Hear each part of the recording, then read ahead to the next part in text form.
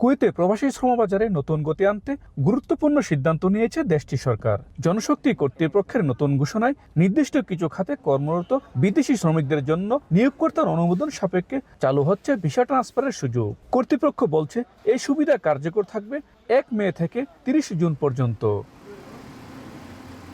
ক্ষুদ্র ও মাঝারি শিল্প, কৃষি, মৎস্য এবং পশুপালন সহ বেশ কয়েকটি খাত এই সিদ্ধান্তের আওতায় থাকবে। তবে ভিসা ট্রান্সফারের ক্ষেত্রে বর্তমান নিয়োগকর্তার অনুমোদন বাধ্যতামূলক রাখা হয়েছে। এই সিদ্ধান্তে দক্ষতা অনুযায়ী ভালো কর্মসংস্থানের সুযোগ পাবেন অনেক প্রবাসী। সরকার একটা সুযোগ দিয়েছে আকামা ট্রান্সফারের, যদি সুযোগ পাই তাহলে যদি কোম্পানি যদি ছাড়ে তাহলে আকামাটা হাওয়ার করি, আমি এখানে কাজ জানি, আকামাটা লাগে আমার জন্য খুব ভালো হবে। কুয়েতে প্রবাসী বাংলাদেশি কমিউনিটির নেতারা বলছেন, যোগ্যতা অনুযায়ী এই সুযোগটা কাজে লাগাতে পারবেন দক্ষ কর্মীরা। সময় সীমিত হওয়ায় এই সিদ্ধান্ত নিতে হবে দ্রুত। আমি বলবো যারা আমরা আছি বাংলাদেশি প্রবাসী, যারা আছি এখানে, এই সুযোগটা গ্রহণ করুন।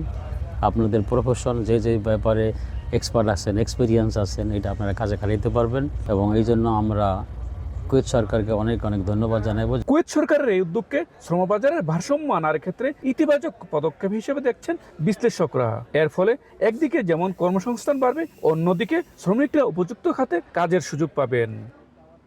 মঈন সুমন, সময় সংবাদ, কুয়েত।